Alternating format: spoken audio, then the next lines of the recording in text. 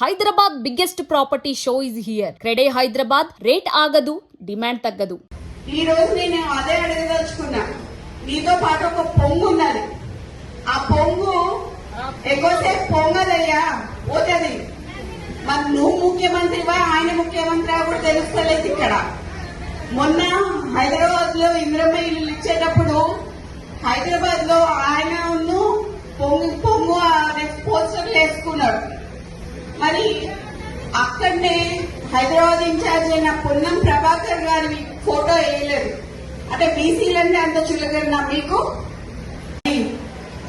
ఈ రోజు రేవంత్ రెడ్డి గారిని నేను కొన్ని ప్రశ్నలు వేయదలుచుకున్నాను.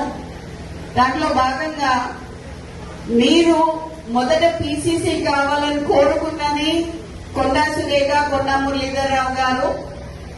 ఆ రోజు వారు మాట్లాడుతూ కొండా మురళి గారి ఆదేశాల మేరకి కొండా సురేఖ గారు పీసీసీ రేవంత్ రెడ్డి గారిని ప్రపోజ్ చేయడం జరిగింది.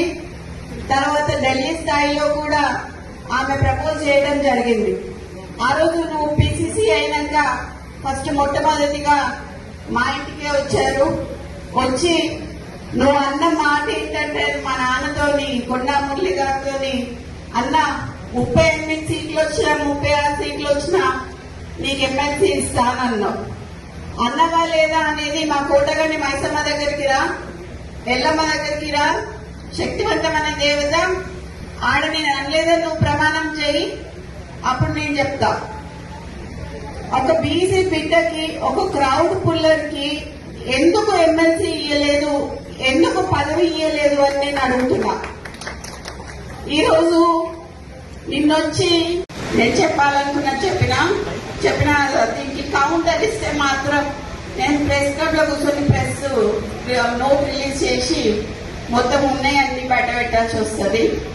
సో అందుకని చెప్పి ఇక్కడితో ముగిస్తూ